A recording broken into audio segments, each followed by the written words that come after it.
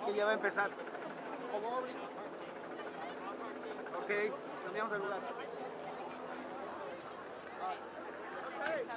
Sorry. Sorry.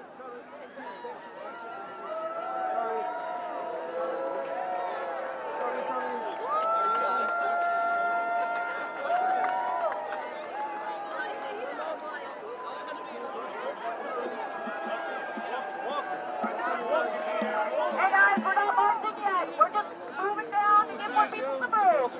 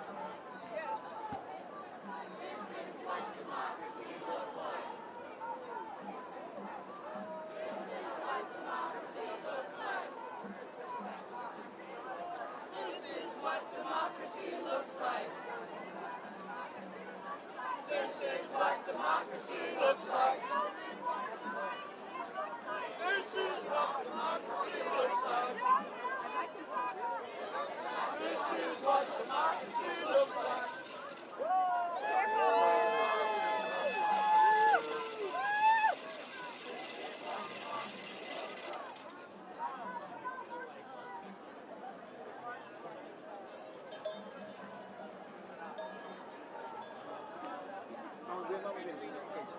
Vámonos de aquel lado, vete. Sorry. Thank you. Sorry. Excuse me. Thank you. So where is this one? Excuse me. Sorry. Thank you. Another one.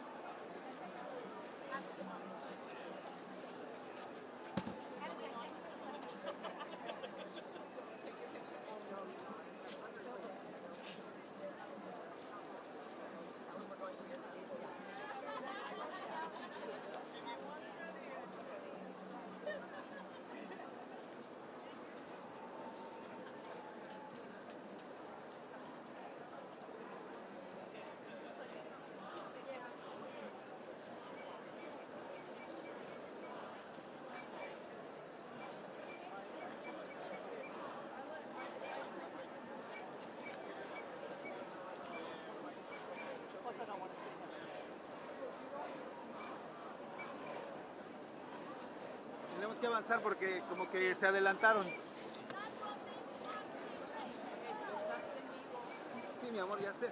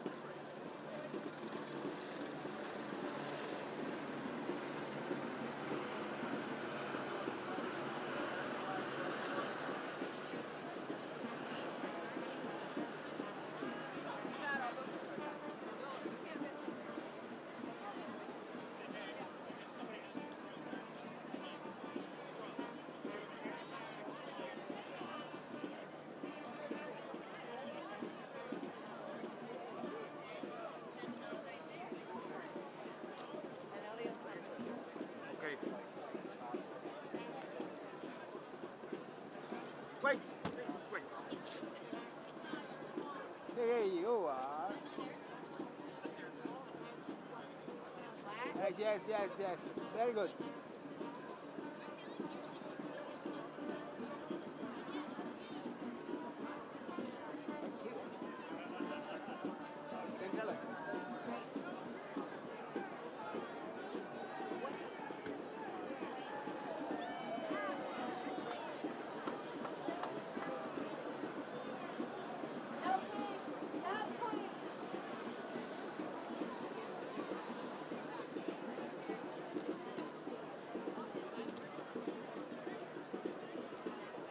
Thank you. Tranquilo. Thank you.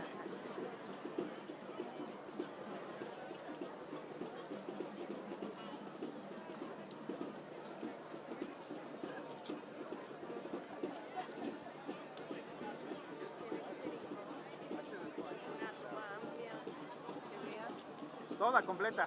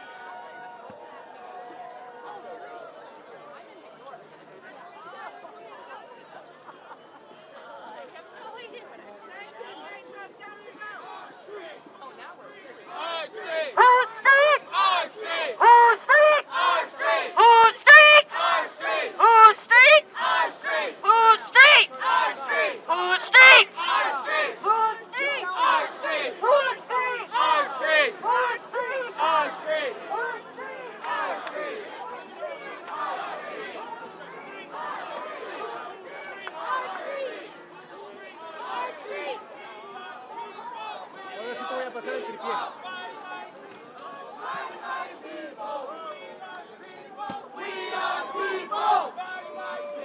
The mighty, mighty people.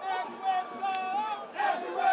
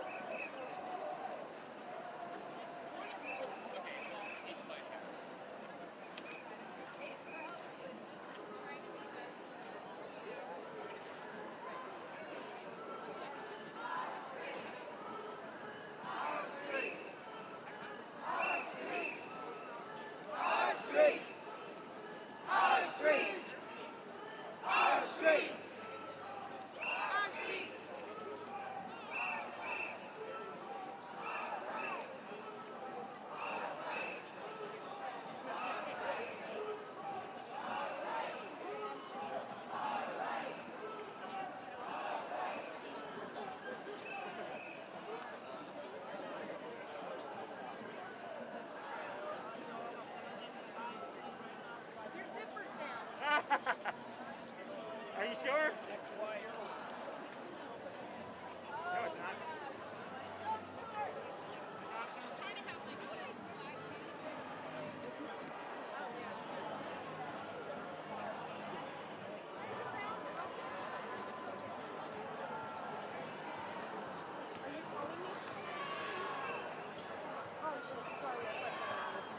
¿Qué pasó?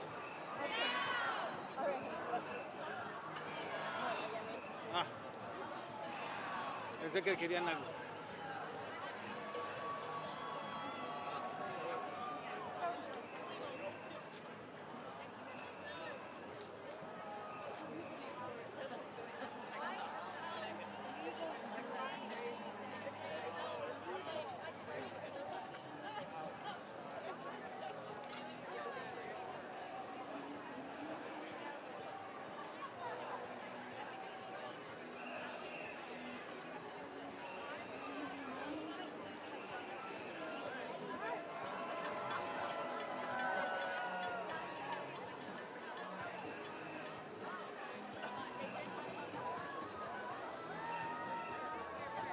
Vamos de aquel lado para dar el otro tomo de aquel lado, del lado izquierdo.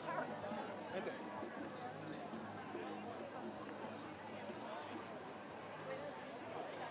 Sí, sí.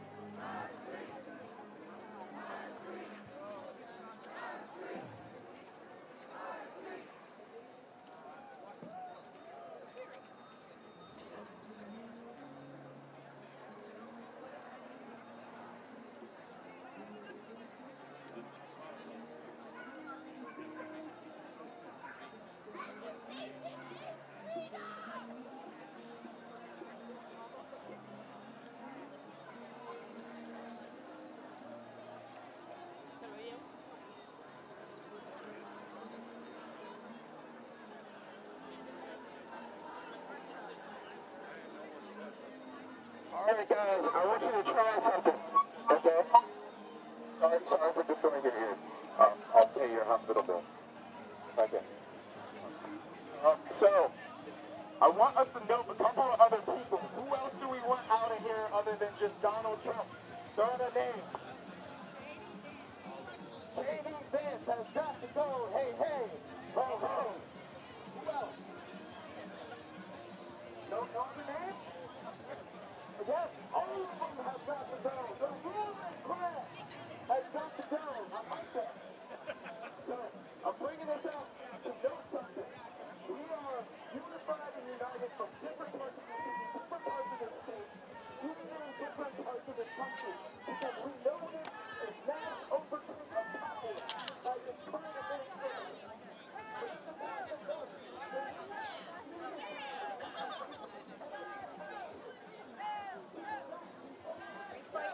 I see. No This king. here, exactly. No Venga, venga. king. Come, come on. Eat the rich. Fuck ICE. Free Palestine. Thank you. Women's rights are human rights. Thank you. Thank you. Let freedom ring. We don't want a king. Let freedom ring. We don't want a king.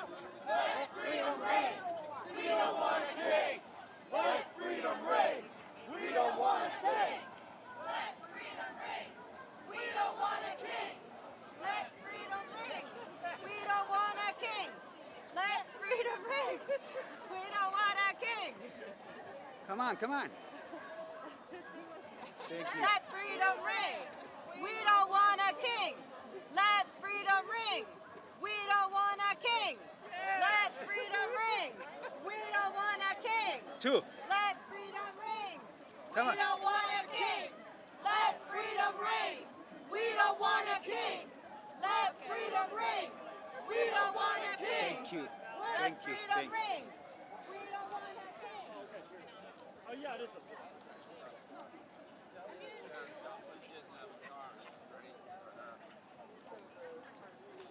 Philly, baby. That's right.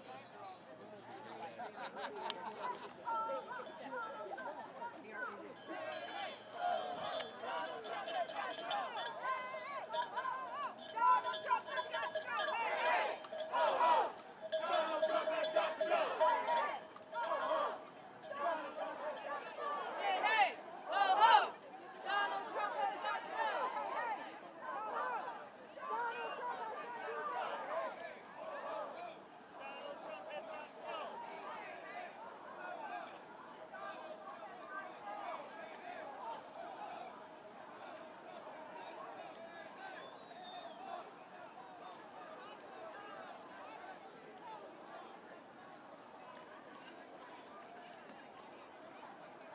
Vamos así siguiéndolos poquito.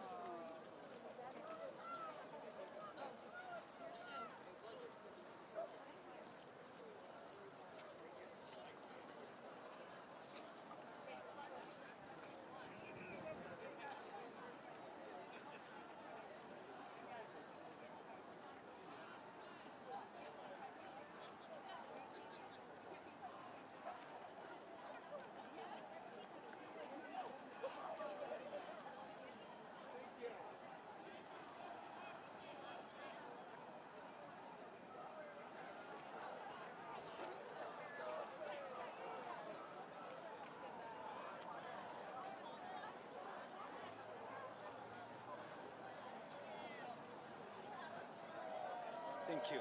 Thank you.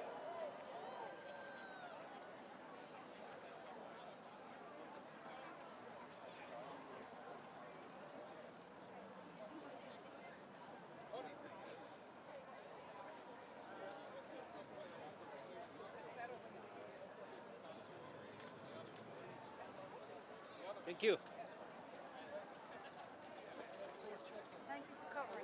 Yeah.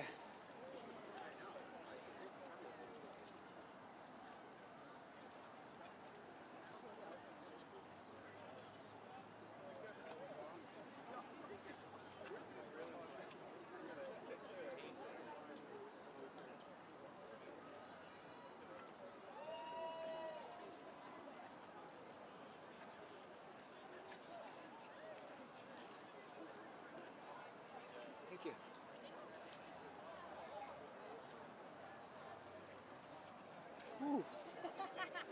Me voy a ir un poquito para así, caminando con ellos atrás. Oye, agarraron para acá. Ah, ok. Necesitamos ya esa avenida para verla. Sí.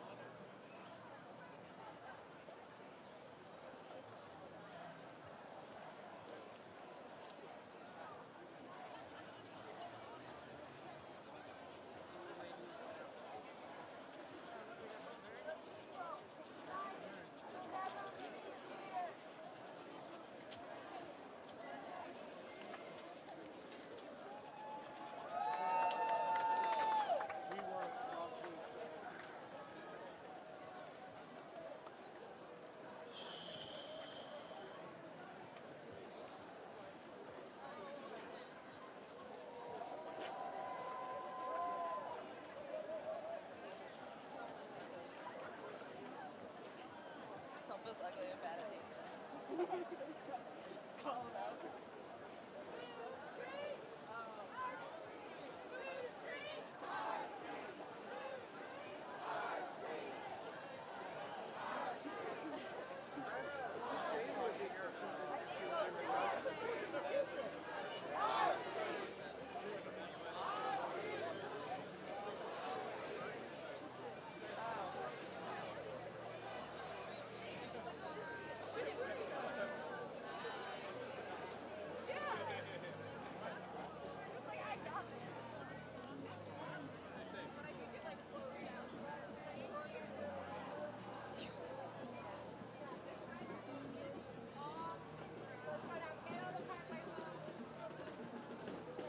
Eso me entendí.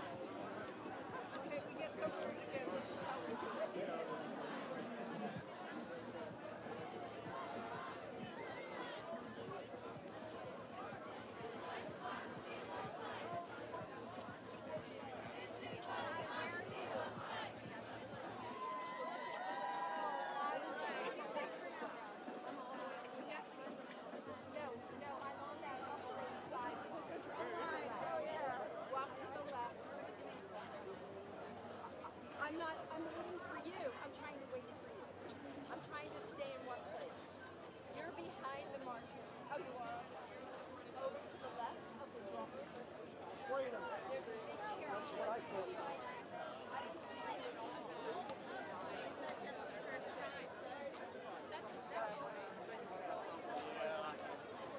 Yeah, but we have a lot of, depth, and we're planning to get more depth. We're planning to get more depth.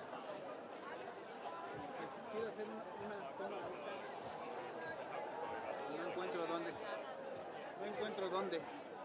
No sé. Sí, yeah. Ok.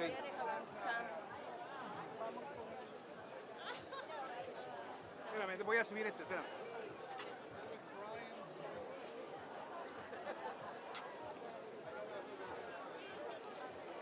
Nada más que no se me vaya a desconectar.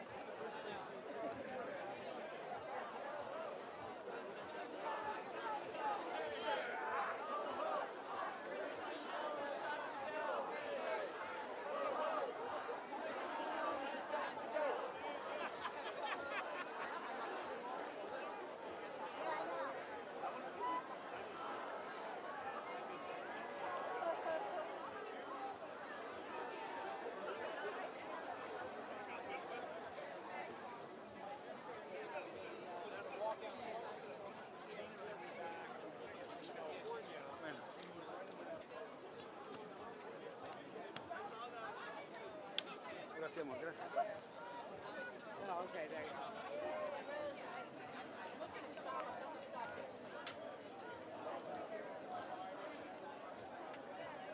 Well, and I'm sure this is what she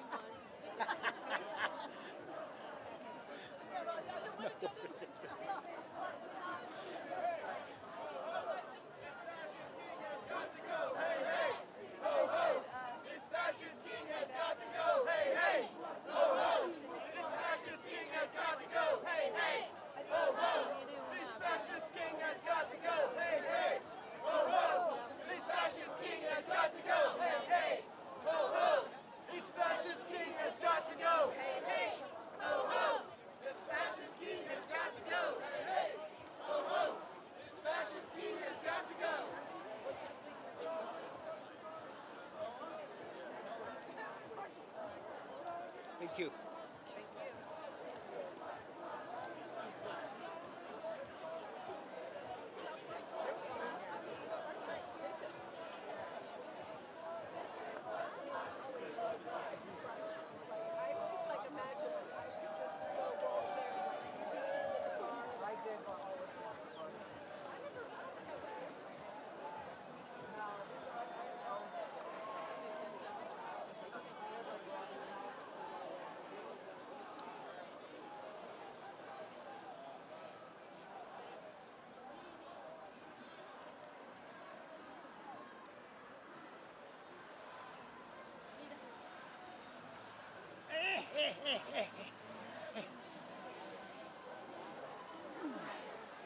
Please, thank you, thank you.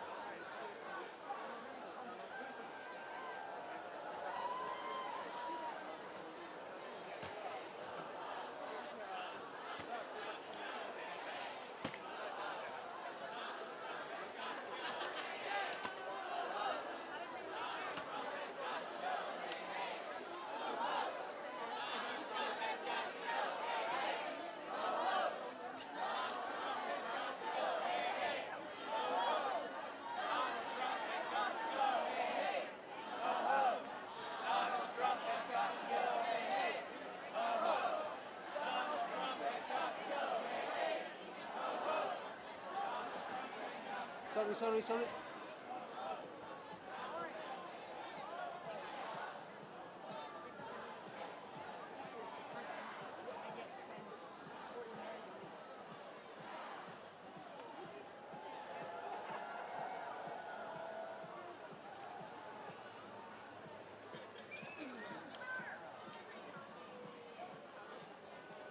I didn't wear pants. I can't.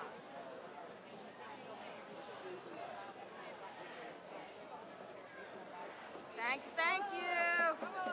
This is what democracy looks like. Woo! Down with Trump! Let's get rid of him! Sorry. Thank you. Yeah. Can we get around here? Lisa!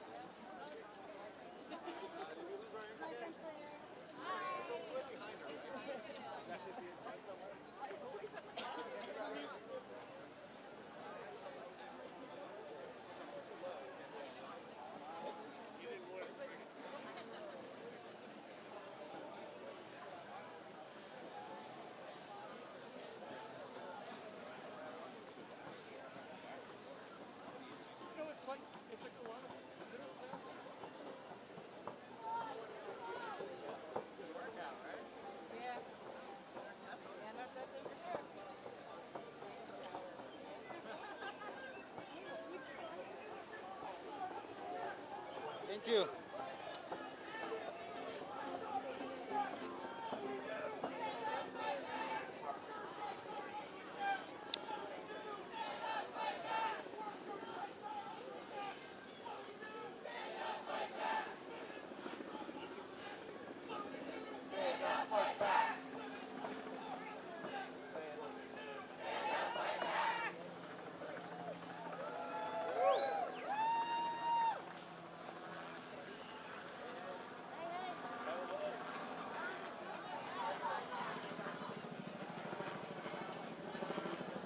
Thank you.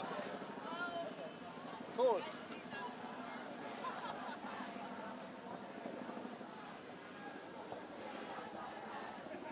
Thank you, guys.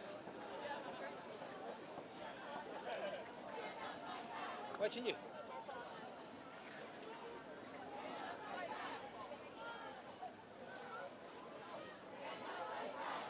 Thank you.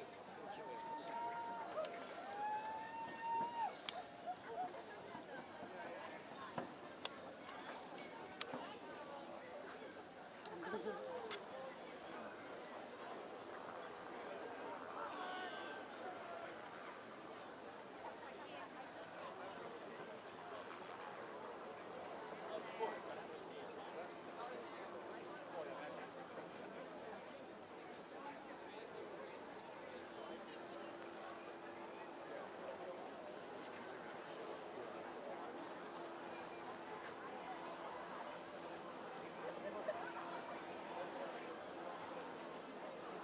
Hey,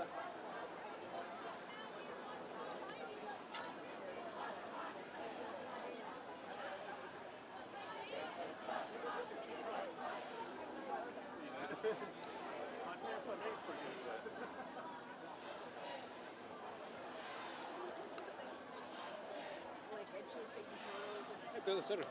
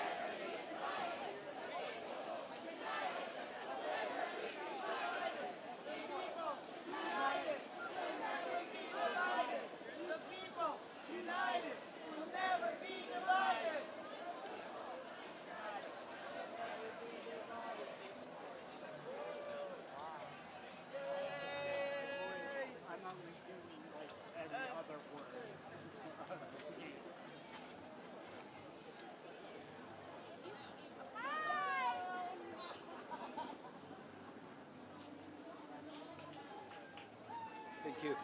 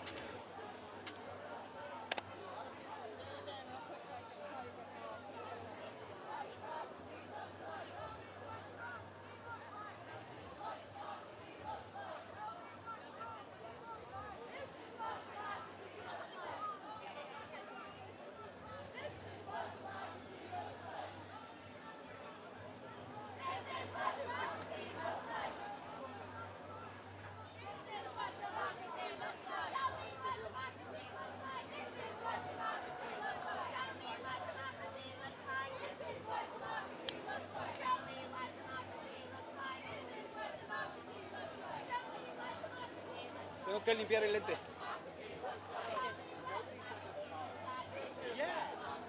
I've only received positive.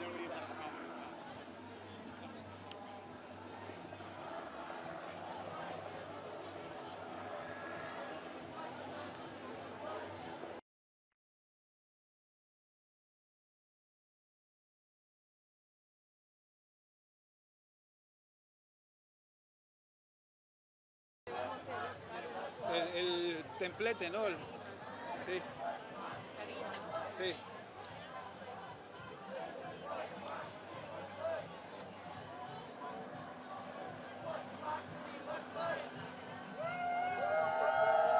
Yes.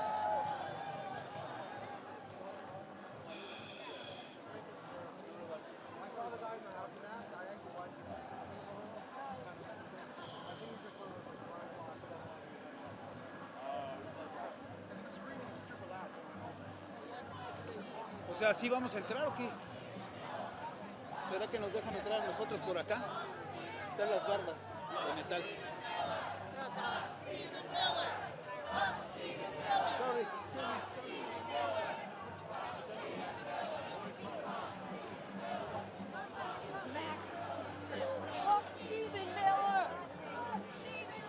No.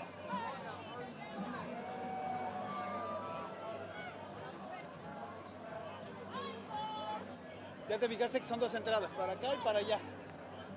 Están entrando de aquel lado.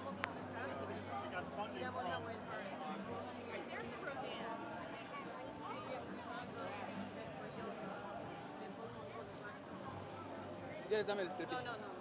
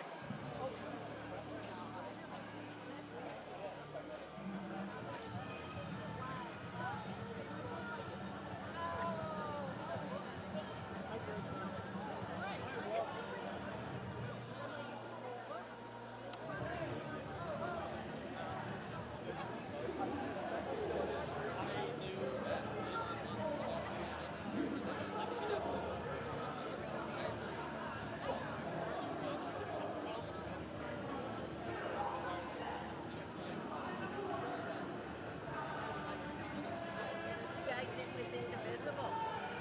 I don't Are know. you with Indivisible? He's a good guy.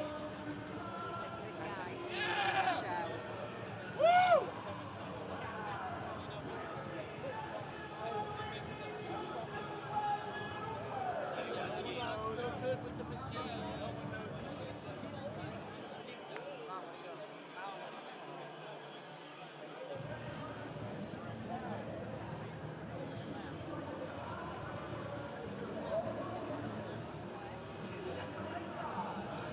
No logro encontrar el lugar.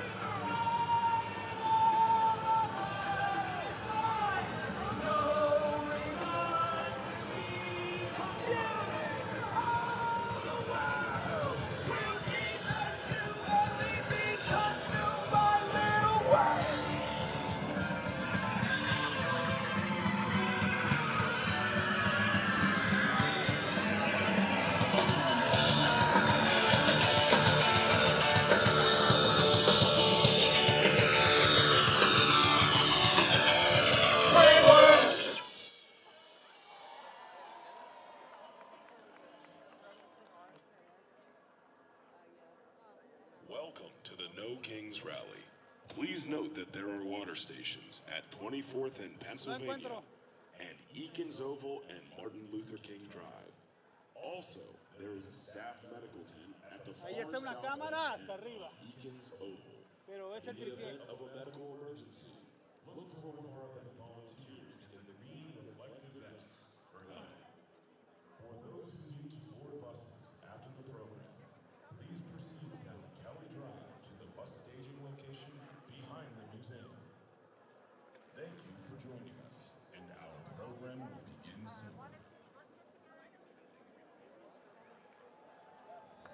Across this country, something powerful is happening. People are rising for each other, for democracy, and for our collective freedom. We have chosen not to live in fear or let division destroy this country. We believe in something bigger than ourselves and the promise of freedom and justice for all. But now, our rights and our freedoms are under attack. We can point fingers, or we can take action. This spring, millions of us united for one of the largest peaceful protests in the history of the United States. Together, we told Trump and his billionaire administration to keep their greedy hands off our health care, our veterans' benefits, our public lands, our rights. Courage is contagious, and now we're taking to the streets again on Saturday, June 14th for No King's Day. While Trump wastes tens of millions of taxpayer dollars on a military parade for his acting like a wannabe king, people in every state have organized over 1,800 events in their communities to uphold democracy and protect our rights. People standing side by side for the future we all deserve. No, I get out. We don't do kings in the United I just States. wanted a couple of overalls. We believe power belongs with the people.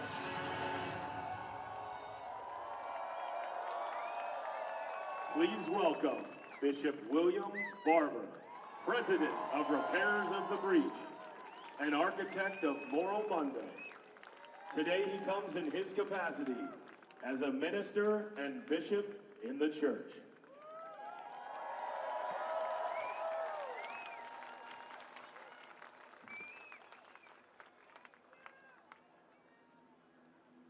Forward together, not one step back.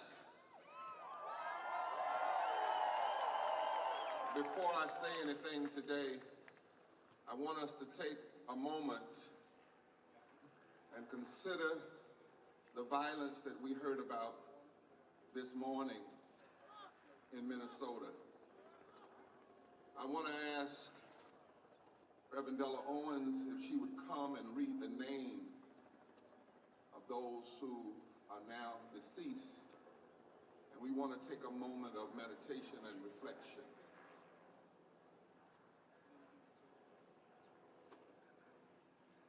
We remember State Representative Melissa Portman and her husband, Mark Portman, as they were shot and killed. We remember State Representative John Hoffman and his wife, who were shot multiple times.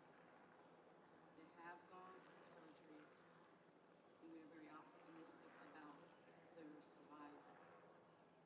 Let us pray for them as they recover. Violence, mean, cruel, premeditated violence has visited us again, and we have heard that lawmakers in Minnesota have been killed and shot, killed by a deception, a person impersonating law enforcement, inflicting death. And in this moment, my brothers and sisters, let us repent as a nation of all this violence and death. Let us pray for the souls of those killed, the recovery of those who were hurt and harmed. Can we pray for the families of those who've been shaken, the communities once again that have been rocked? Let us pray for the law enforcement that are doing the right thing Pray for the capture of the killers, the quick capture, and any behind this murderous deed. They claim they also he had a manifesto of other names.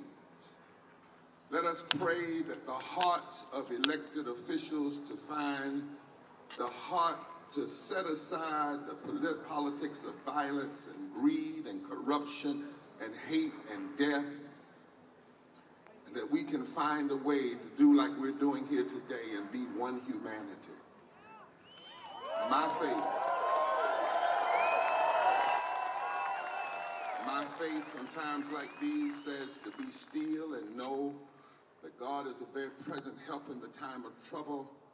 My faith calls us to, and the faith of many others, to embrace love and to rebuke hate, to rebuke fear, to rebuke death. And so let us do that together in this place in Philadelphia. And let us also embrace what many faiths and people, even not of faith, but who believe in a moral arc of the universe, and that is the oneness of our humanity. And let us be determined. Let us be determined even the more to be one people. And let us declare it. Would you grab a neighbor's hand or an arm or whatever part they'll let you hold for a moment? And would you say to them, I love your life. I hold your life dear. I will protect your life. I will embrace your life. I will hope the best for your life. I will stand up for your life. Because we are one humanity and we need each other to survive.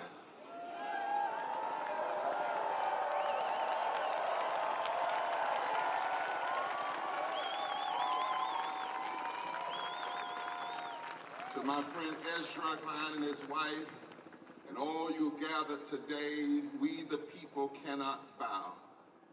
2.5 centuries ago, Benjamin Franklin was the name of a broad parkway you could walk down from Love Park to this great gathering in the city of brotherly love. Benjamin Franklin was a living, breathing human being in a city of 40,000 people, the largest city in the American colonies at the time. By 1777, there were as many as 14,000 British troops occupying Philadelphia. More than 1/3 of the population of the city, because everyday people had linked up with everyday people in other colonies to declare their independence from tyrannical rule. 2.5 centuries later, a would-be king has ordered U.S. troops to occupy Los Angeles and to parade down the streets of Washington, D.C., to parade like the North Korean forces of Kim Jong-un. But we are here to say, no, that is not who we are. We are gathered in Philadelphia and in 2,000 cities and towns across America today. We are everyday people of every race, creed, and community and political affiliation, uniting in the great nonviolent tradition of those who came before us to demonstrate a better way, a way we have learned through this nation's painful struggles. The struggles that have taught us that we either go forward together or backwards divided. We are not a people who bow and give total allegiance to any ruler or policy, because bowing is not freedom and bowing is not in our spiritual DNA. We cannot be who we were made to be unless we are free. We are not a people who give loyalty to a king. No, we, the people of the United States of America, are at our best when we are striving to be united by our commitment to liberty and justice for all. Now, we must be honest. America has never been all that she aspires to be, but every stride toward freedom, every step toward a more perfect union has been grounded in this commitment to freedom, liberty, and justice for all. Declaring that we are created equal and endowed by our Creator with certain inalienable rights, life, liberty, and the pursuit of happiness. Writing in our Constitution, we the people, in order to form a more perfect union. Already that is a confession of our imperfection. But we want to establish justice, to provide for the common defense, ensure domestic tranquility, and promote the general welfare. These are the principles that have always reminded us, pulled us, challenged us in the deepest recesses of our moral consciousness that we who believe in freedom cannot rest. And in the face of any challenge that would have us bow and accept something less, we say no. Truth is, these are not liberal or conservative commitments. They are moral values that can unite us and connect us to the best of who we are and keep us from ever bowing to a wannabe king. So today, we demonstrate with amazing clarity and speak the truth with strength. And the truth is, Donald Trump's regime is not illegally deploying American troops on U.S. soil because he's strong. He's abusing his authority as commander-in-chief, trying to pick a fight on America's streets because his agenda is incredibly unpopular. His political positions and his claims are weak and failing and contrary to our moral values. The truth is, you are the strength of America. He said he could end conflicts in other parts of the world with a phone call, but wars of aggression rage on. He said he could unite us, we're more divided. He said he was going to stand up for working people, but he handed the government over to a billionaire before their big bad breakup. He said he'd bring prices down, but his wild talk about tariffs has created economic uncertainty. He said he could deal with Gaza and deal with Ukraine, and things have gotten worse. He said his budget was big and beautiful, but the truth is, it's big and greedy and ugly and destructive and deadly to the most vulnerable.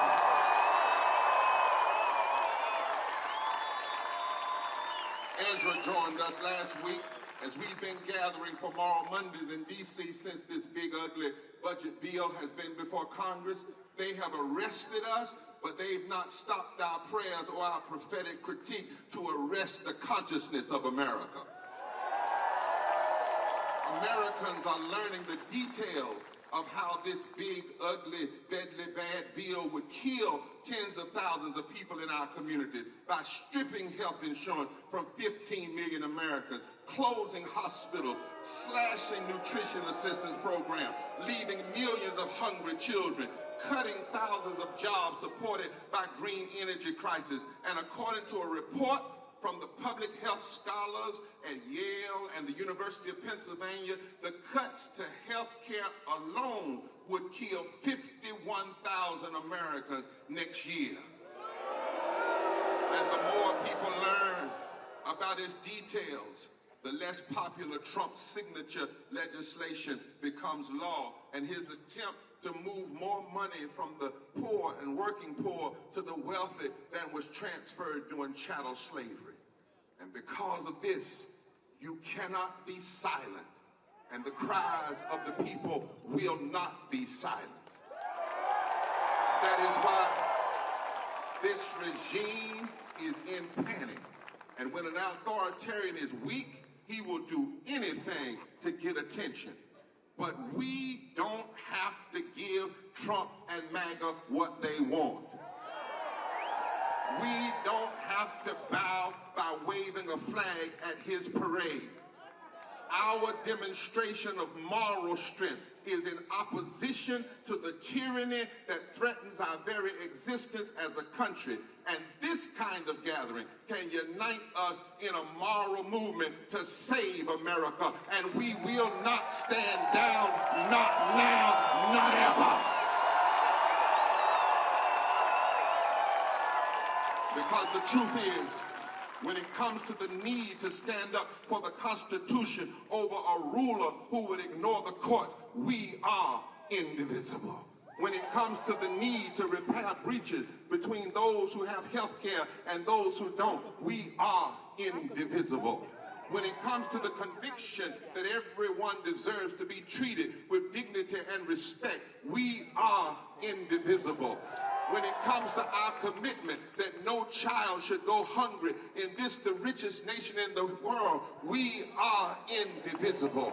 And when it comes to the central role of government to serve the people rather than to serve a king, we are indivisible. Now, might I close as a preacher? In the book of Daniel in the Bible, there is an ancient story where three young men, Shadrach, Meshach, and Abednego, they were thrown into a fiery furnace for their refusal to bow. They refused to bow to a king that loved to put his name on buildings and ride around and make everybody bow to him. Well, they were thrown in, and they were not consumed, however, by the flames of the furnace. Instead, as they were thrown in, the people witnessed a fourth force come in and walk them through the fire. My fellow Americans, I stopped by this afternoon to remind you that when we tap into our moral power and refuse to bow, there is a greater power in the universe that will come and stand with us. In the final years of the anti-apartheid struggle in South Africa, they used to say, only a dying mule kicks the hardest. So we must maintain discipline, refuse to meet violence with violence, and keep our focus on an agenda that lifts us all to higher ground. We must join hands across all the lines that have been drawn to divide us and stand together as we the people. And when we do, I know a force more powerful than any of our individual actions will come and stand with us in the fire. That's what the best of American history has taught us. I stopped by to tell you and remind you today that the force of truth, the force of love, the force of justice, and the force of equality is more powerful than any would-be king. More powerful than brute force. More powerful than mean money, more powerful than big tech feudalism, more powerful than anything we know. When we stand up and when we stand together and when we refuse to bow, we can build a movement to save the heart and soul of America. Are you standing? When the founders refused to bow to King George, a fourth force stood with them. When the slave abolitionists right here in Philadelphia, black and white, refused to bow to the king-like rule of chattel slavery and slave masters, a fourth force stood with them. When women, black and white, refused to bow to those who didn't want them to vote, a fourth force stood with them. When segregationists and Jim Crow politicians lips dripped with the words of interposition and nullification, people like Rosa Parks and Viola LaRussa and Fannie Lou and Martin and Rabbi Heschel, men and women of every birth, refused to bow, and a fourth force stood with them. And I tell you, the force of truth and the force of love and the force of equality and the force of justice is more powerful than any would-be king named Trump or MAGA or anything. And so it's time. It's time for us to stand together like never before. Because when we all get together, we have the power to reconstruct American democracy. Did you know that if just 20% of us, if we organize 20% of the non-voters in the last election, especially poor and low-wage voters who couldn't see how casting a ballot could make a difference in their lives, if we can organize them, we can upend the whole political calculus.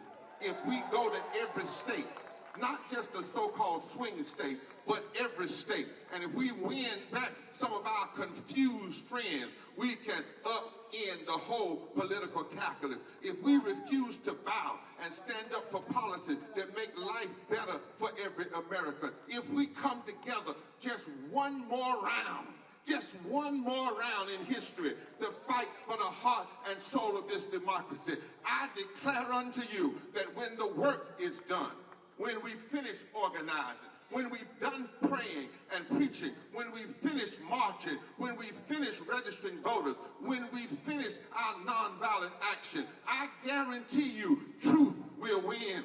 Justice will win. Equality will win. Justice will win.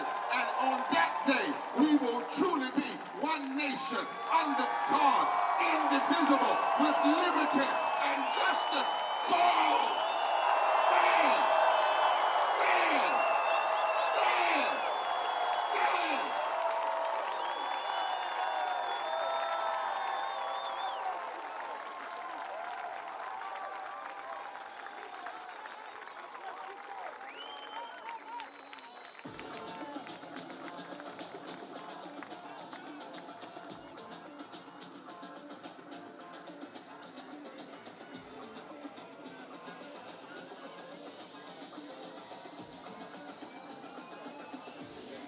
Please give a warm Philadelphia welcome to Congressman Jamie Raskin.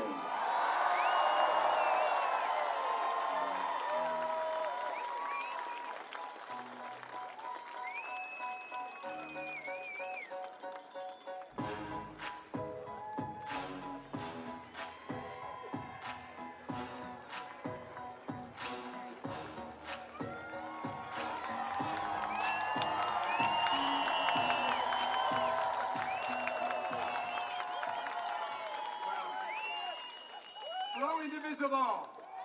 Hello, Philadelphia. Hello, America.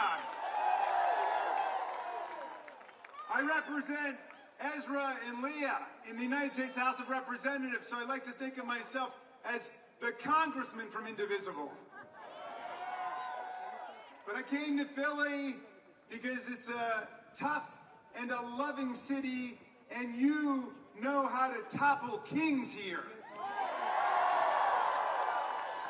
You've been crushing tyrants since 1776. We come together, as Reverend Barber says, in the spirit of democratic, non-violent resistance. We pray for the families of Minnesota State Representative Melissa Hortman and her husband Mark, and for Minnesota State Senator John Hoffman and his wife. These are our brothers and sisters in the struggle for a more just America, shot down in cold blood in broad daylight. And we pray for them and all of the people of Minnesota. For the spirit of Philadelphia is the spirit of America. We've got no kings here. We've got no queens here. We've got no emperors. We've got no titles of nobility here. President Trump, happy 79th birthday. Sorry we couldn't make it to your party, but we did pay for it. You are not our king, and we are not your subjects. We will never be your subjects. The people are sovereign, and we are all equal in the eyes of the law. All of us born here on this land are citizens, and your executive order is nothing but bad graffiti on the Constitution, and we're going to wash it off today. We've got no kings and we've got no slaves. We've got no masters and no serfs. Those of us who aspire and attain to public office are nothing but the servants of the people. And the moment that somebody in public office begins to act like the master of the people, that is the moment to evict, eject, reject, impeach, try, convict, and start all over again. Under Article 1, President Trump, your job is simple: to take care that the laws are faithfully executed. That's it. In the monarchies, Tom Paine said, the king is the law, but in the democracies and the free societies, the law is king. You didn't get that memo, did you, Mr. President? You've been violating the law. You've been trampling the law. You've been ignoring the law, acting as if it's irrelevant to the only thing that matters, which is your own wealth and power. What if Thomas Jefferson were here? What if Abraham Lincoln were here? What would they say? They would say, cut it out. Stop violating the rights of the people. Stop trespassing on the powers of Congress.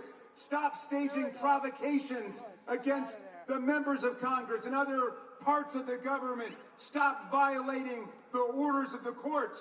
President Trump, your gangster state just threw Senator Padilla to the ground, kneeled on his back, and handcuffed him.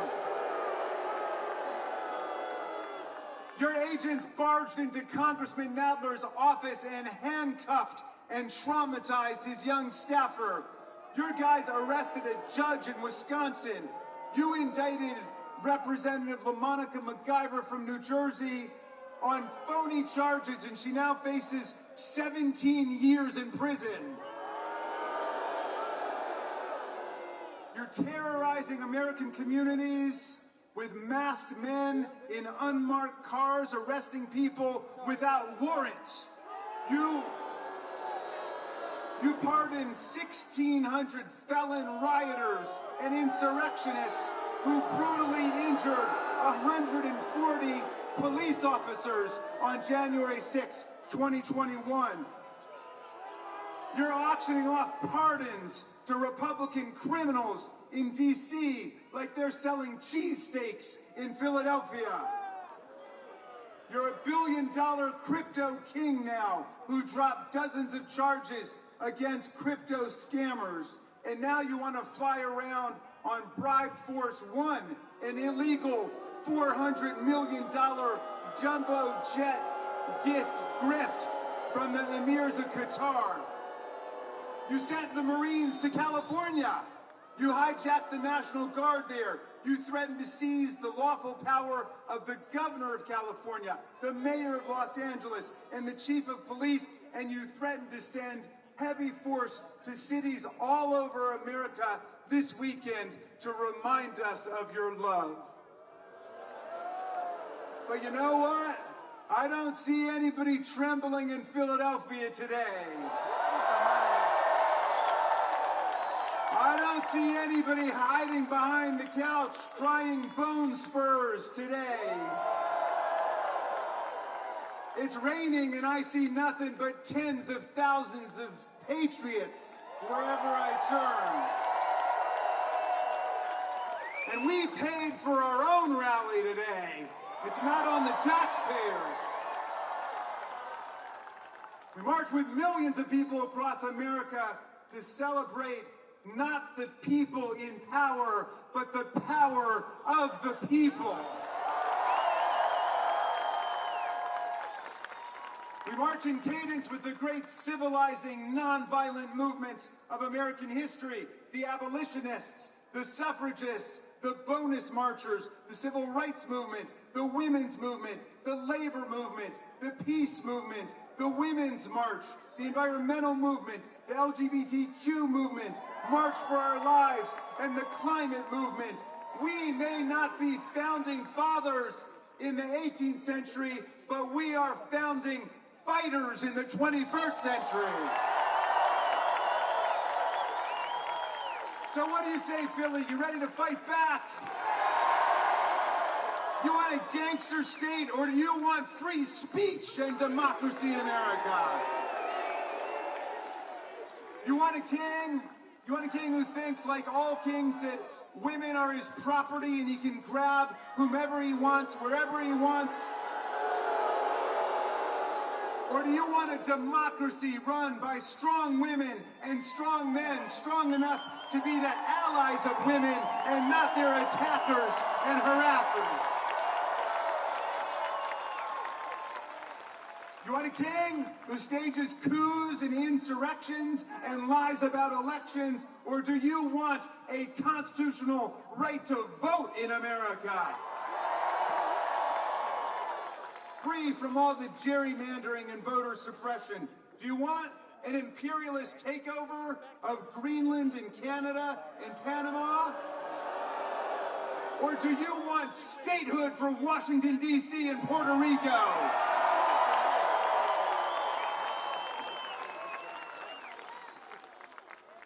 Hey, you want a king who tries to erase history and disappear the truth? Or do you want Bruce Springsteen who tells them the truth all over the world?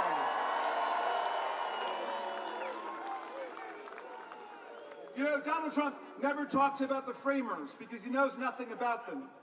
But the framers knew a lot about people like Donald Trump.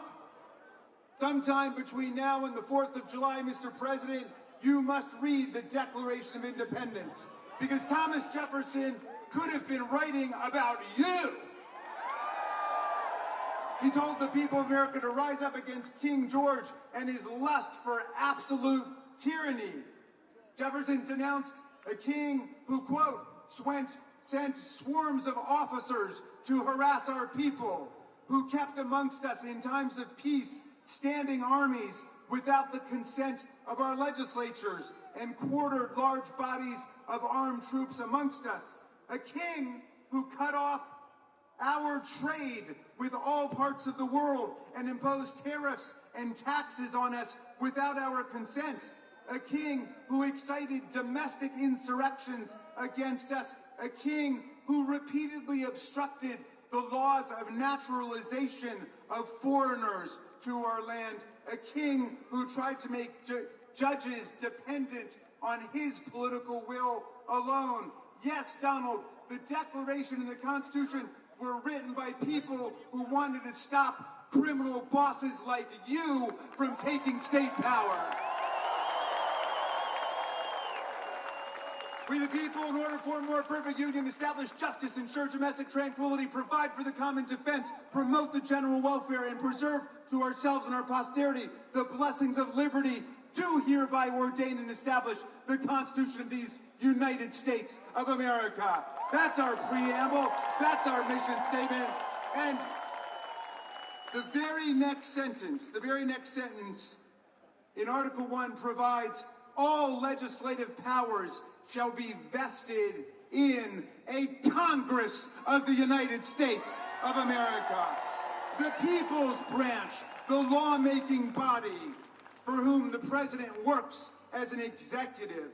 Sometimes people say we're three co-equal branches. Really, first of all, co-equal is not even a word, okay? That's like extremely unique. If we're co-equal, why is it Congress has the power to impeach a president for treason, bribery, and other high crimes and misdemeanors, and he doesn't have the right to impeach us? Congress has the power to pass budgets and taxes. We've got the power to create departments and spend money. We have the power to regulate commerce with foreign nations and therefore to enact tariffs, which is why his tariffs have been struck down by United States District Court. We've got the power to declare war, not the president. If anybody's going to declare war on Venezuela, it's going to be the Congress of the United States, not Stephen Miller or Tulsi Gabbard or Pete Hegseth or anyone else in their Signal chat room. No, you don't get to be a monarch or a dictator in America, and you don't get to be on the payroll of monarchs and dictators from other countries. Sorry, Donald, you don't get to keep the millions of dollars you've pocketed from Saudi Arabia, from China, from the United Arab Emirates or Qatar, you've got to return all the money your golf courses and country clubs have gotten from the secret.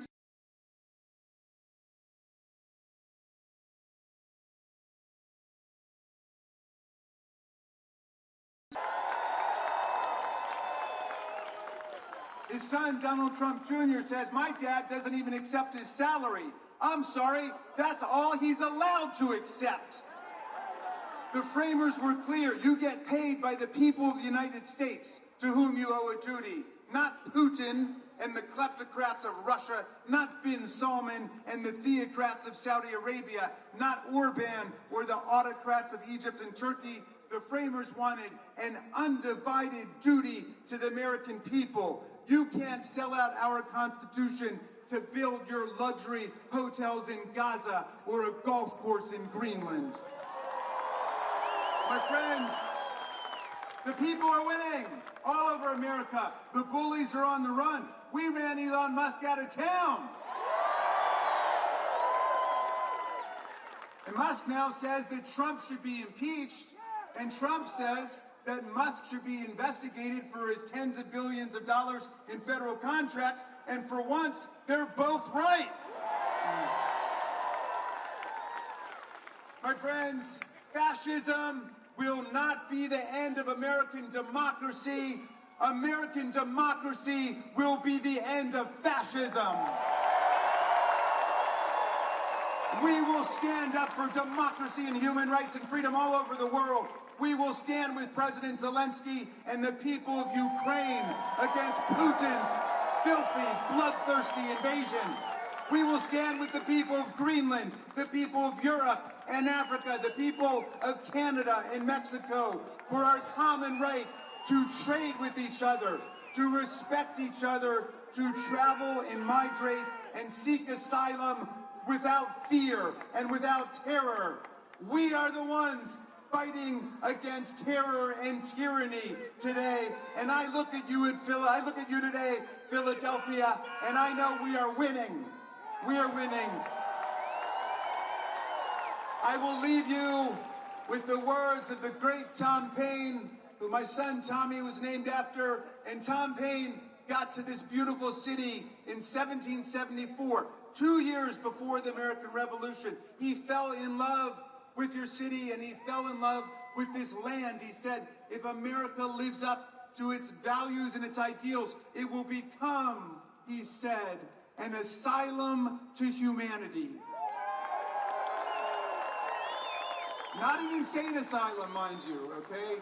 A place of refuge for people seeking freedom from religious and political and intellectual and economic repression from around the world. And then he wrote the greatest pamphlet in our history, Common Sense, which ignited the American Revolution against the kings and the queens and the lords and the dictators. But 1776 was a tough year, and the country was split down the middle, and half of the people were saying, you can't beat the greatest military empire that ever existed. You can't overthrow a tyrannical king.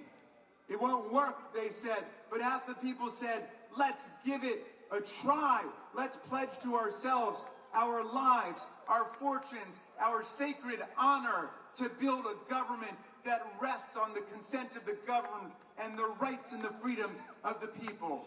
But in 1776, Paine wrote another pamphlet called The American Crisis to give people hope, to see it through all the way. And I'm going to quote a little passage for you. I'm going to update the language pursuant to instructions from Nancy Pelosi, because she said Tom Paine was a feminist and he wouldn't mind. And that he was fighting for women's voting rights in the 18th century. But Paine said this, he said, these are the times that try men and women's souls. The summer soldier and the sunshine patriot will shrink at this moment from the service of their cause and their country. But everyone that stands with us now will win the love and the favor and the affection of every man.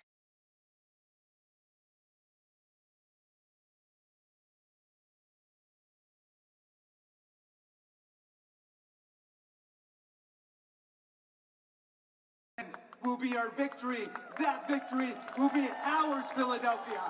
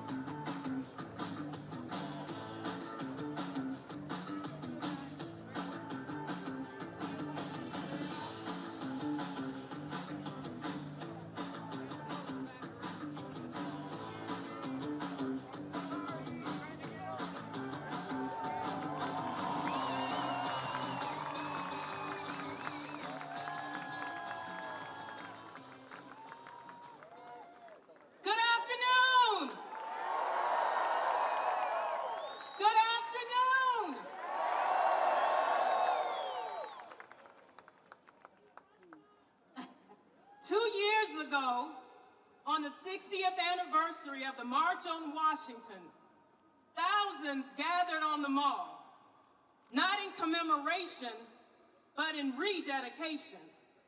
It was a magnificent sight. All ages, young and old, in every color imaginable. Families, sororities, fraternities, activists, and everyday people. Not one instance of violence in the sweltering heat. People unrolling prayer blankets towards Mecca, others walking to tents to observe Shabbat. It was a beautiful day.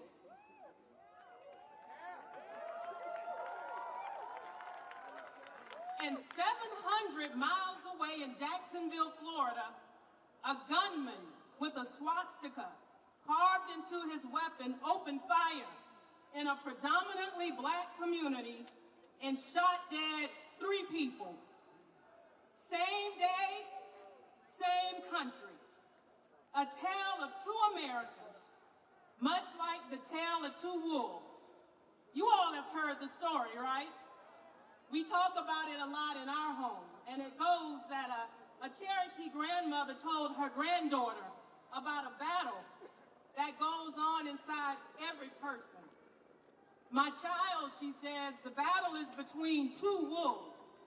One is full of anger, division, chaos, greed, arrogance, self-pity, resentment, lies, false pride, superiority, and ego.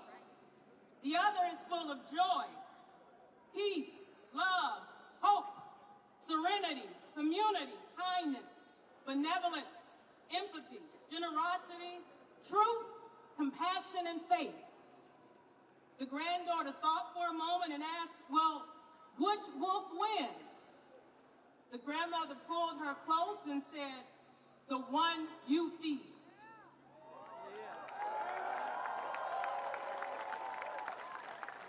I stand before you today, not in anger, but in love.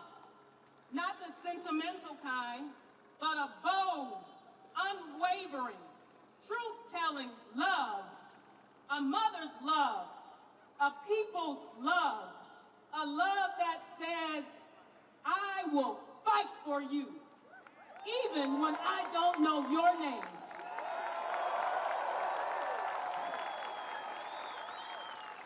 Because your liberation is bound up in mine. We gather at a crossroads, one that asks us once again, is this America? Is this America when tanks roll through our neighborhoods, but healthcare doesn't? Is this America when flash bombs fall on peaceful protesters, but not on injustice? Is this America when the First Amendment is honored in print, but punished in practice? Let me be clear. This is not patriotism. This is performance. This is not leadership. This is illusion. And this, my brothers and sisters, is not democracy. This is a creeping shadow of authoritative, cloaked in power and pride. But we will not be deceived by noise and spectacle, because the true strength of this nation is not in its missiles, but in its morality.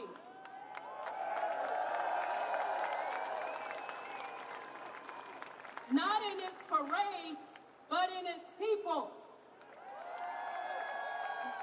Not in fear, but in freedom.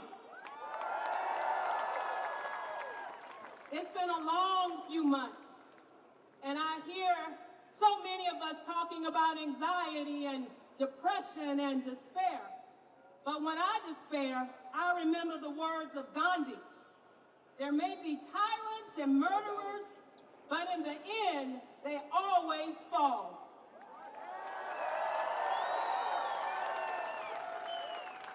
Because truth force, what he called soul force, satyagraha, is more powerful than any other weapon. That's the force of love. That's the force of justice. That's the force of everyday people saying enough. So I ask you again, where do we go from here? Chaos or community? That's right, we choose community. We choose the deep national healing that we so badly need. We choose to realize the dream because it's not radical to care about all children, not just the ones who look, pray, or love like your own.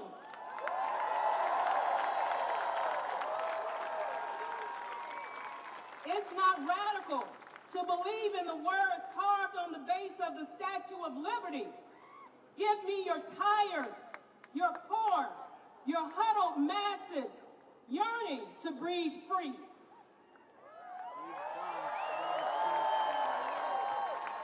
It's not radical to serve, to protect, to protest, to love.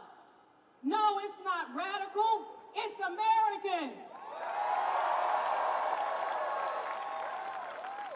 And that's why we're going into communities across this country, not with closed fists or with tanks, but with open hearts and open arms. We are showing up with truth in our hands and love in our voices because we love this country. And we know that loving America means holding it accountable to its highest promises. My father-in-law, Martin Luther King Jr., spoke of levels of love, the highest being agape, and the highest level is not passive. It's a force that challenges systems, not just sentiments. That's the love that we need now. That's the love that will unify us.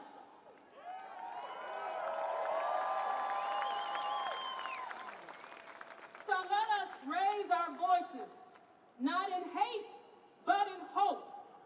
Let us march, not to divide, but to build.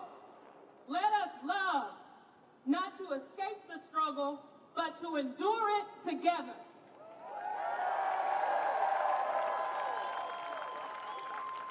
Because we are one. One people, one nation, under God, indivisible, with and justice for all. Thank you.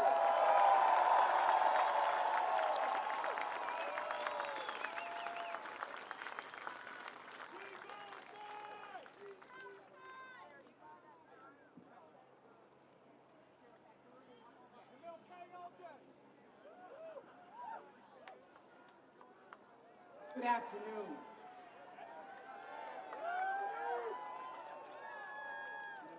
Let me first say that we send all of our prayers and support to those families that lost their loved ones who are elected officials in Minnesota. We also today must start, because I come from the nonviolent tradition, as many of us do. And I can't imagine what my father nor mother are thinking as we go through this period of history. Beyond the fact that we must stay engaged and stay on the battlefield and until truth, justice, freedom, and equality exist for all humankind.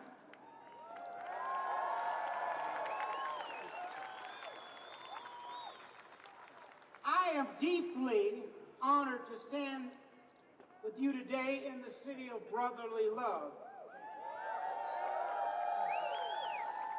A city steeped in the dream of liberty, a city that birthed a nation, and a city that has long carried the flame of resistance in the face of oppression. Philadelphia, you are no stranger to struggle. You were a sanctuary for runaway slaves, a refuge for the righteous abolitionists, a crossroads for the Underground Railroad, and today you are once again a sacred ground where justice calls and freedom answers.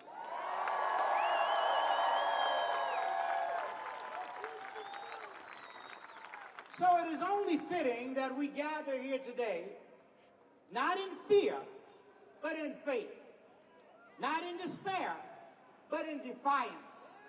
We gather here in the shadow of Independence Hall to declare that we, the people, still believe in democracy.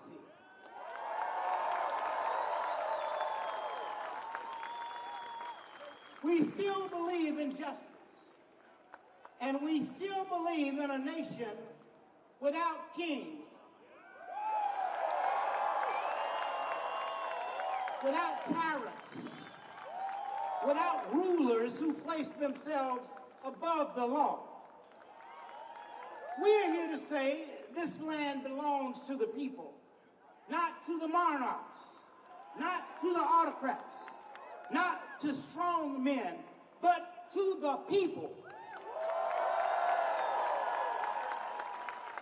Just as the generation of 17 and 76 cast off the crown and proclaimed a republic, we, the generation of 2025, pledge to keep faith with that sacred inheritance and let it be known to every corner of this land. We will not let democracy die on our watch.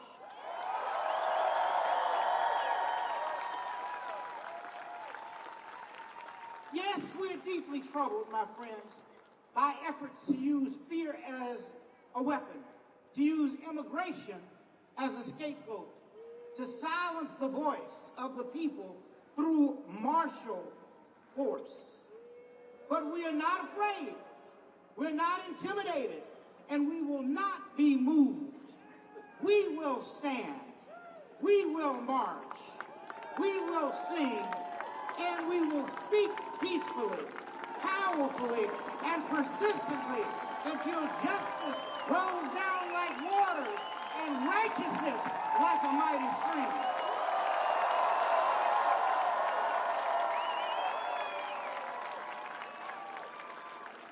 Let us be clear. Let us be perfectly clear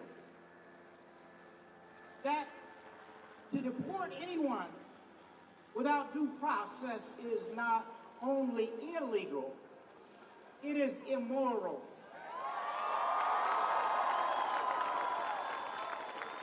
It is a betrayal of our Constitution and of our highest values. We are one nation under God, indivisible, not with division and detention, but with liberty and justice for all. We reject the militarization of our streets. We say to those in power, if you want to honor our armed forces, do not parade them through the streets like pawns on a chessboard.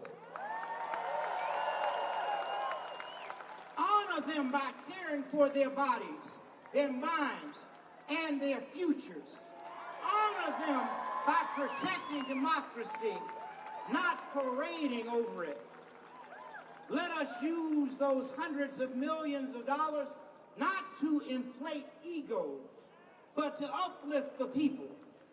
Use it to fund our schools, to heal our sick, to protect our elderly, to care for our veterans.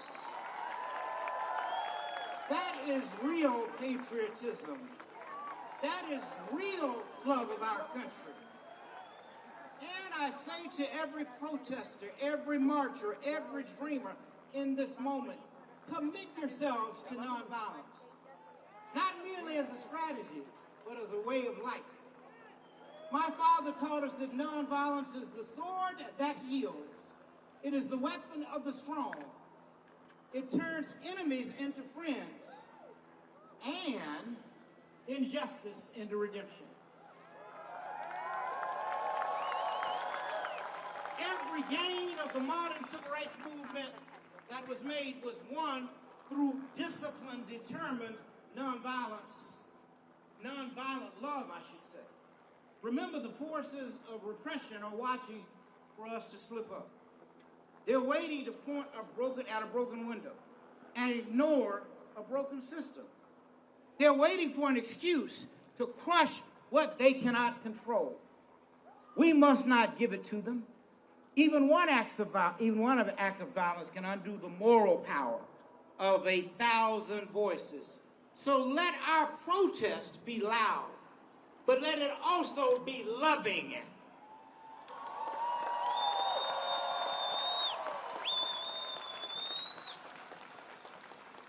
Let it be fierce, but let it be faithful.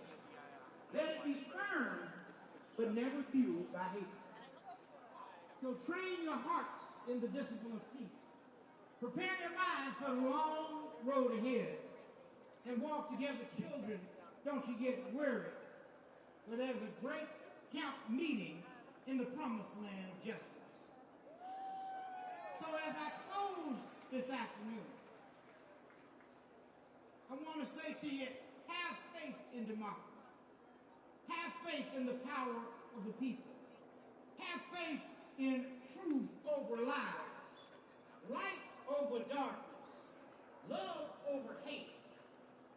We walk not alone, for God walks with us. And if God be for us, who can be against us? So let us rise up with faith.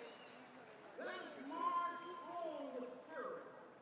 And let us keep climbing toward that great day when liberty is no longer a promise, but a lived reality of all. And so, we will never give up. We will never give out. We will never give in.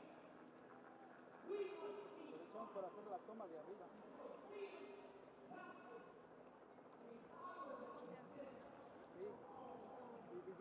Ahí con ellos.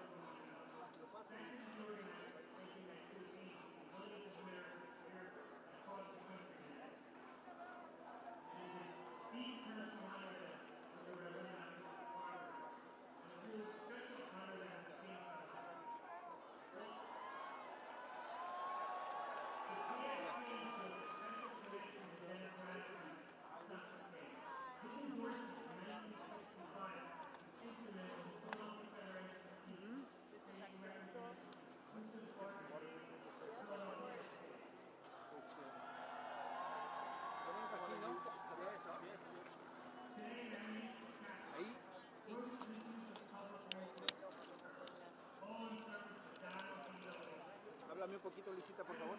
Sí. Háblame, háblame. Háblame, Luisa.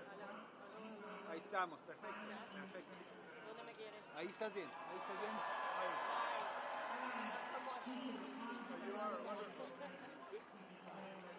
Ok.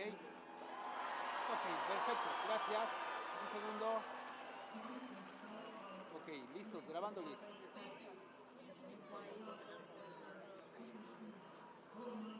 Well, there's no way you were not going to find me at some of the No Kings protests in America. I mean, this is what it's all about. We have a constitution here, and we have to follow the constitution. And we don't have a king, we have a president. The president's job is to take care that the laws are faithfully executed. The laws passed by Congress, by the House and Senate, and signed into law by the president. That's all the president's job is, not to trample the freedoms and rights of the people, not to usurp the powers of Congress. So I was going to be out here regardless, but when they invited me to come to Philadelphia, I just thought it was too wonderful and too symbolic an invitation to come to a place where the Declaration of Independence and the Constitution were born, to come to where the Battle of Gettysburg was, and the people of Philadelphia, the people of Pennsylvania, they've always stood up for our freedom and democracy, and they're doing it again. What seems to be the biggest hurdle, Congress right now? Look, the courts are standing up and doing their job. There are 184 preliminary injunctions right now against, and temporary restraining orders against this reign of lawlessness.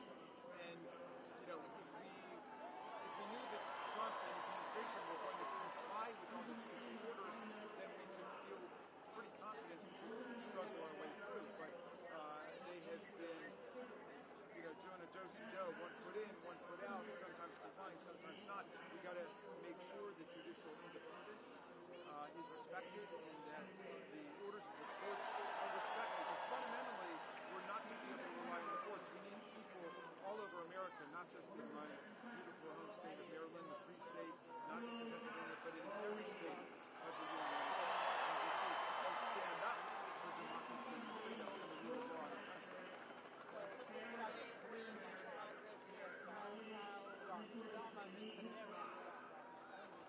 Well, we're standing up every day. The Republicans in the House side have a very narrow margin of, I can't remember if it's 3 votes or 4 votes right now. People in, people out. But they just have a handful of votes. This is great pressure on all the politicians across the country. So the ones who are in swing districts just feel it's not worth it. They're going to give up their careers. They've got to be more afraid of their own voters turning against them than they are of Donald Trump, saying he's going to force somebody else or get Elon Musk to spend his money. You bet. A ellos los ponemos aquí para que se vean este lado, ¿verdad?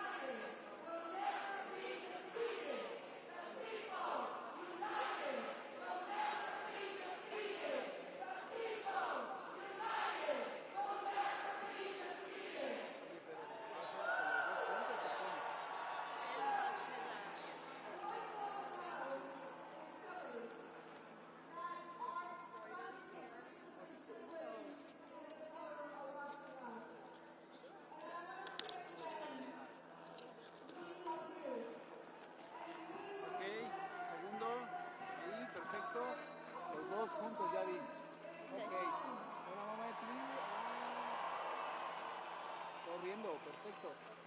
Can you tell me why it's so I think it was important for us to be here to show Americans, remind Americans the best of us, to remind us to be united, to stand for what is right, what is just, and what is good. Sir? Question, I'm sorry. Why is it so important for you to be here? It's important to be here because there are two separate Americas. And we talk about being, it's in our name, the United States of America. We cannot be the United States of America if it's all right to have a different vision, but those visions must unify and not suppress someone else because you disagree with them. I mean, we're here because this is a First Amendment right. My dad used to say, the greatness of America is the right to protest for rights. And when you have elements of government that seem to be attempting to suppress the rights for all people, the people must stand up and say, no, that is not what we want. We know we can be better. We're working to create. My dad might have called it the beloved community in my mind. Do you have any Well, obviously, it's beyond tragic. We were en route here, so we still haven't fully been briefed, but we do know that elected officials lost their lives. And again, we keep asking, is this America? Is this can never be normalized and become what we expect? And that's why we're here today. That's why more than 2,000 cities and towns across the nation, people are coming together and standing together and to remind us that we are great and to win what we have in this country. Something about Minnesota? You know, I certainly, it's almost like you're waking up dreaming of something that should not ever exist. We as a society have lost our humanity. When someone loses their life, you can't get any, I don't know what else could happen. But also, when people are mistreated, there's a humane way to do everything. If someone disagrees with you, it does not have to result in death. That is absolutely insane and crazy. We are better than that as a nation. But you must continue to understand that it's the rhetoric that's put in society that's not justified, but it creates an unheard of set of circumstances. Humanity is better. And I must say that our prayers go to the families. Our prayers go to them. And I hope the community lift up the community. Someday, Dad would say this. I have to keep saying it. I can't say it enough. We must learn non-violence, or we might face non-existence. What do you think your dad would tell Donald Trump? That's a very good question. Dad always challenged and attempted to find the best in a human being and extract the best, the goodness. And, you know, Donald Trump represents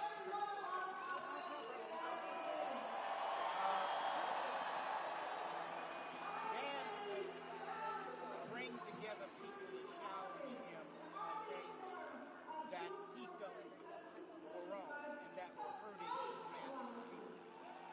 You know, there could be policy that brings us together and lifts us up.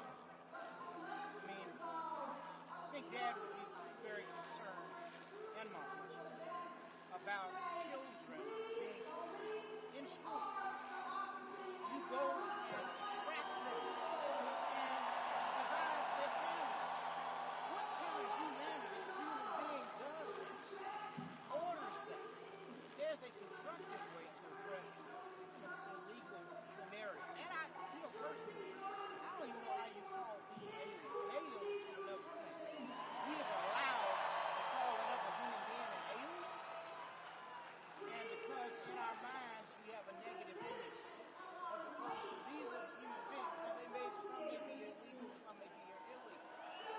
they're human beings. And we're not dealing with any of them as if they're human beings. We're dealing with them as if they're animals or something else lower. That has got to change. And I think the question would not be what he would say to Donald Trump, but what he would be saying to the community, because he understands exactly where the power is. And I think he would be doing what's happening today all across the state, organizing us to come together, to stand together, and to organize together to really create the blood of the world. Amen.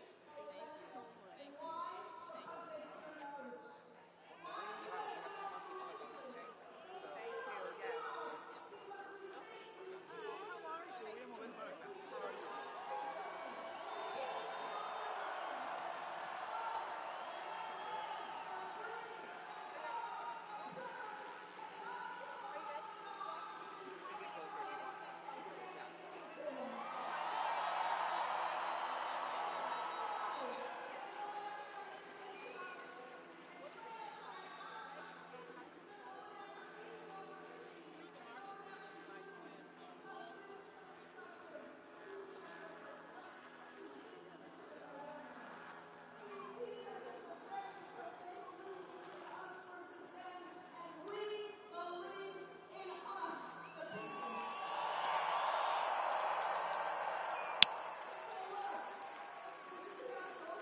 Say yes. Say good. Say yes. We must address the fear and show people that without a voice in our democracy or voice at work, frankly, our fight against change would be hollow. So we're not just fighting back, we're fighting for a better day. So as they fight for tax cuts for billionaires, we fight for tax cuts for the working class.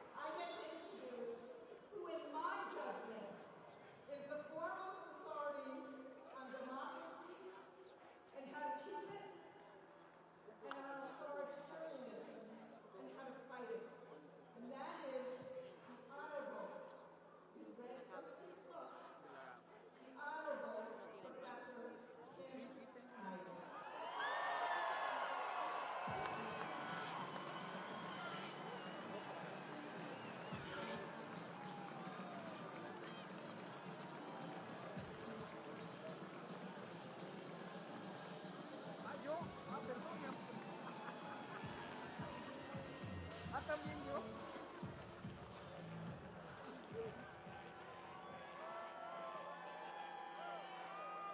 So, first of all, I want to, hey, Philadelphia. I have never seen New York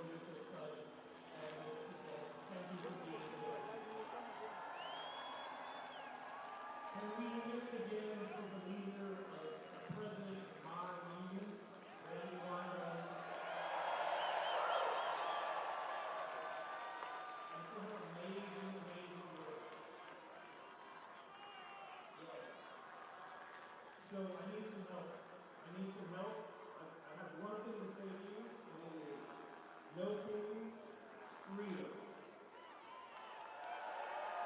No kings, freedom.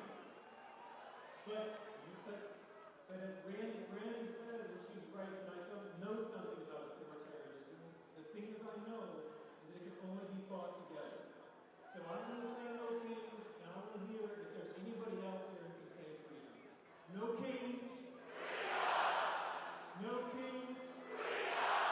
No kings. That's right. We don't want kings. We don't want fascists. We don't want oligarchs for very simple reasons. Those people cannot represent us. They are surrounded by the hirelings, by the minions, by the bootlicking billionaires.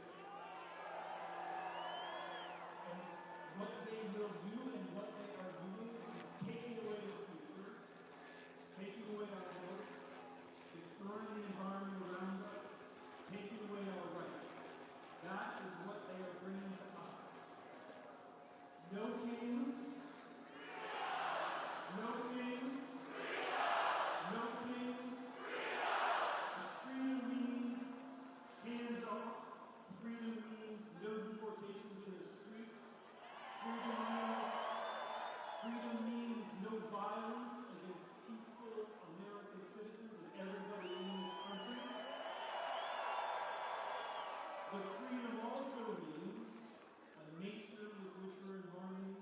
Freedom also means a government that works. Freedom also means equality, health care. Freedom also means the American dream. No kings. No kings. No kings. When I was a little kid, my parents brought me to the city to see a Liberty Bell. That was very meaningful for me because we had bell on the farm, and I called out that bell as a Liberty Bell, and I ran as a little kid. I came, we saw the Liberty Bell. That was wonderful. But as I grew up, I learned some things. I learned that the Liberty Bell wasn't called the Liberty Bell in 1776. You know this, right? You're from Philadelphia. It was called the State House Bell. It was the abolitionists who called it the Liberty Bell. It was the people who had to challenge slavery who called it the Liberty Bell. And then it was the women's suffrage movement who called it the Liberty Bell. And it's because of them that we now all call it the Liberty Bell. And what do we learn from that? We learn that in history, first no kings, and then freedom. And we learn that you only make progress for freedom with struggle, and you learn that you only make progress for freedom with allies who you learn from. So, no kings is today, freedom is tomorrow. No kings today, freedom tomorrow. We act together today, and we keep acting tomorrow. We make a new friend here today, and we do something with them tomorrow. We meet somebody we admire today, and we do something with them tomorrow. We meet somebody who's a little more courageous than us today, and we do something with them tomorrow. Today, no kings, tomorrow, freedom. There is a better America out there. There is a better America underneath. There is a better America that we can see. There is a better America that we can make. History is in our hands.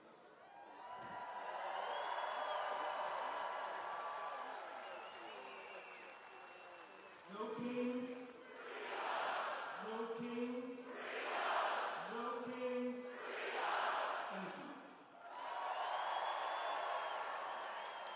Please welcome to the stage the co-president of Community Change, Lorella Braden.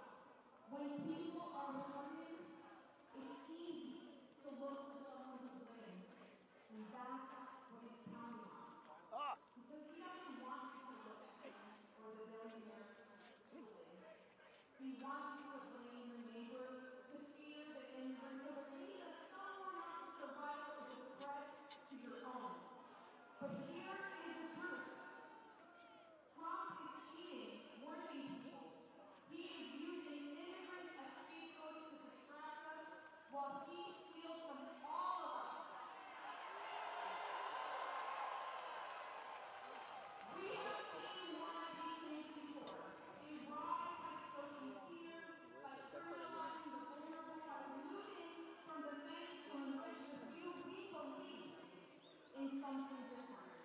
We believe every person has worth, that families belong together, that workers deserve dignity no matter where they were born. It is guaranteed. It is something we built together. And above all, we believe our solidarity is stronger than their fear. So what do? We rise, we organize, we show up, we link arms across race, across faith, across difference. We hold the line and we move the line.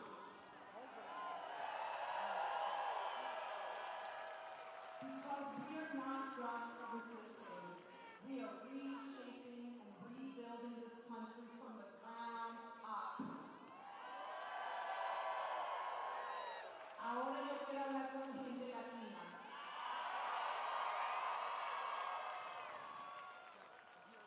Sí, nos están atacando por tener la piel morena, por hablar español, por existir con orgullo. Nos quieren borrar, pero no podrán. Porque venimos de fuerza, de lucha, de esperanza, de campos sembrados y calles marchadas, de madres que no se rinden y pueblos que no se doblan.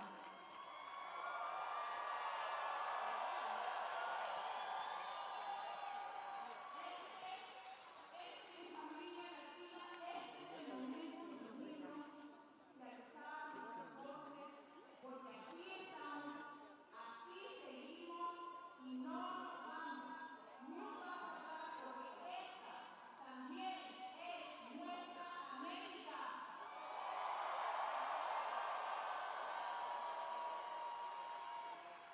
So, we're going to wrap this up. I'm going to wrap my word up, and we're going to say, no hate, no fear. Would you please are welcome here? Are you ready? All right, let's do this thing. Make it back. No hate, no fear. Would kids are welcome here? No hate, no fear. Would kids are welcome here? No hate, no fear. Would kids are welcome here? No hate, no fear. Would kids are welcome here? No hate, no fear. Would kids are welcome here? No hate, no fear. Would kids are welcome here? Thank you. Thank you, Philadelphia. Please give a warm Philadelphia welcome to Army veteran with common defense, Naveed Shah.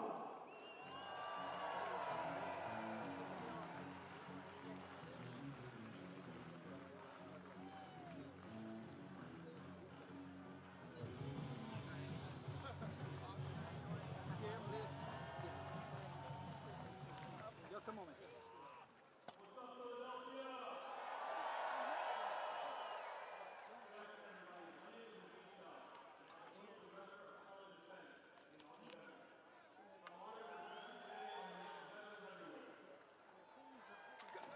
Es que si no se va a ver la madera y se va a ver feo, Luisita hermosa. ¿Qué te hago?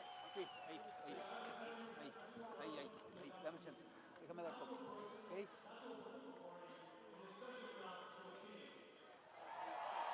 Ok, estamos listos. Corriendo.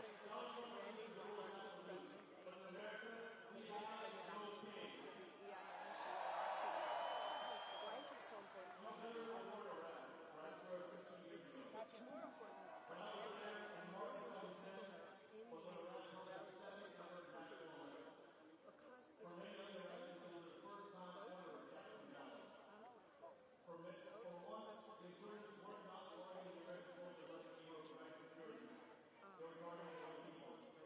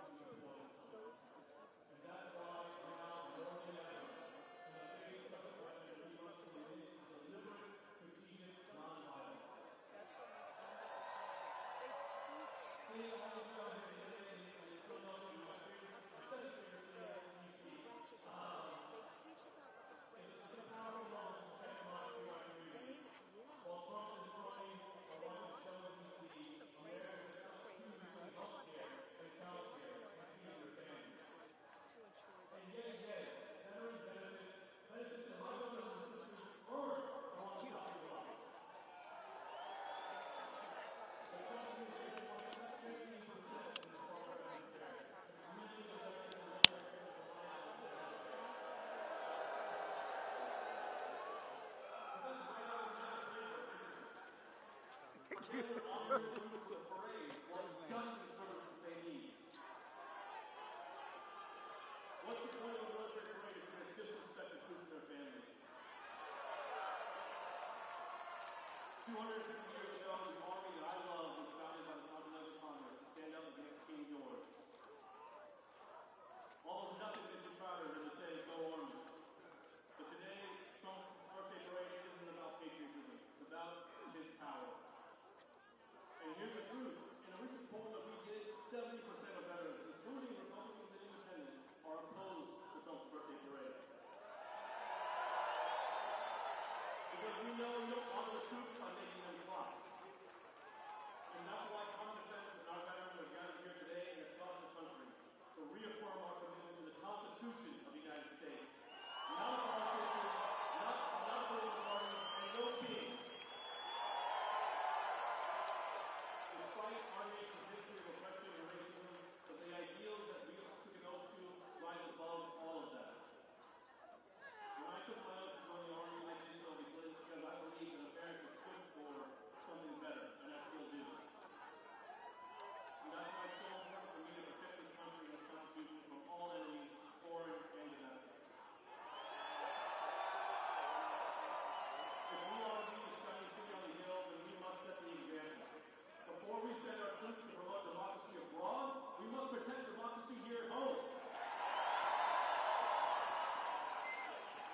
Liberty and justice must truly be accessible for all.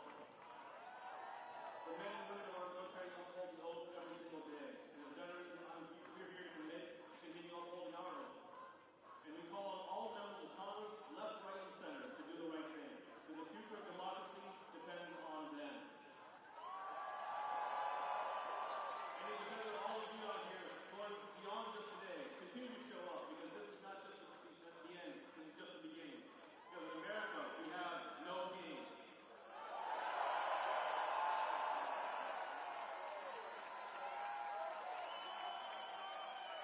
Please welcome to the stage from the ACLU, Anu Joshi and Mike Lee.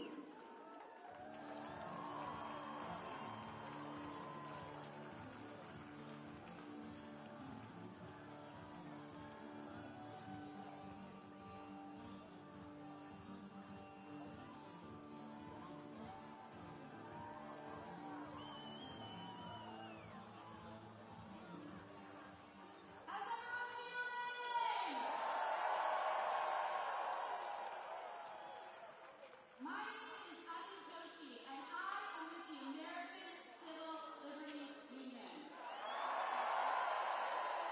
And I'm here to say to you that no matter what, the ACLU is in this fight alongside you to save our democracy. Over the last 4 months, Voy a mover para el otro lado para tener otra toma. Ya sé, mi amor, ya sé. Sí, mi vida.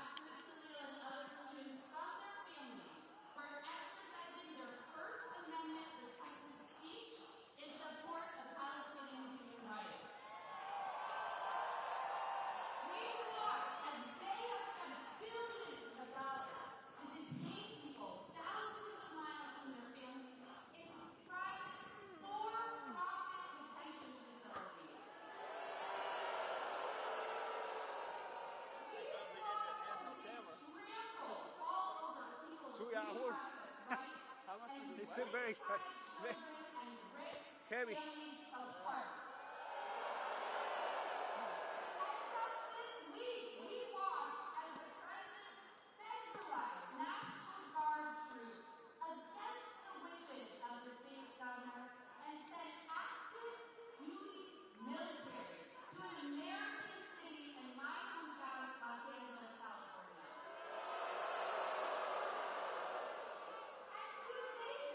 We watched as this administration handcuffed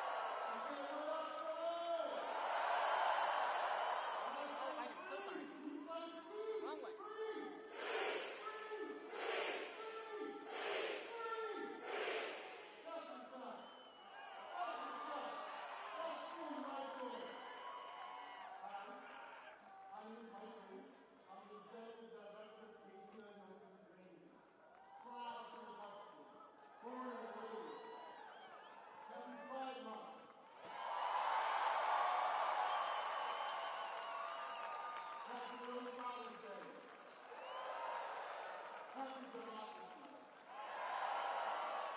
Cities and countries, cities across this country, standing up, pushing back against President Trump and his enablers, while they try to pull out all the stops, unconstitutionally, trying to scare us, put us on our heels, knock the democratic breath out of us.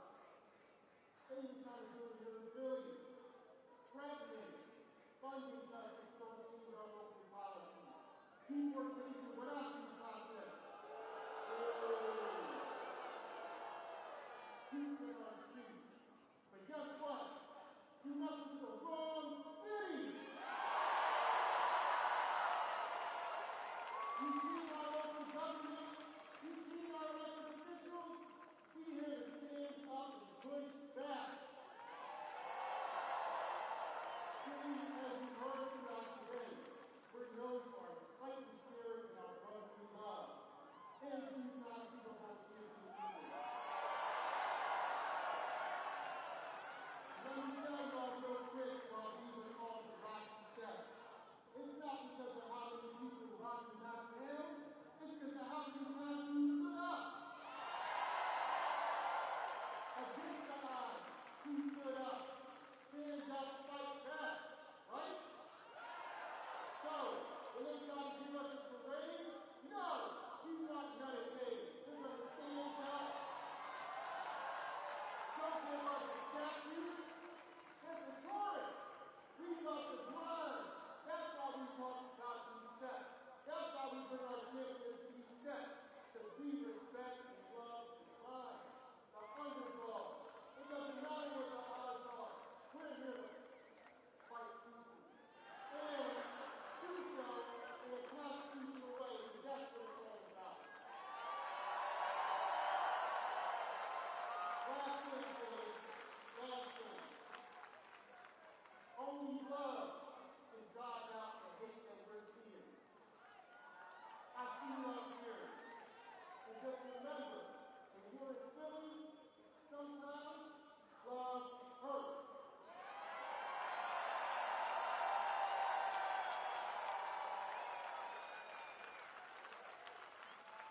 Please give a warm Philadelphia welcome to State Representative from Georgia, Barber.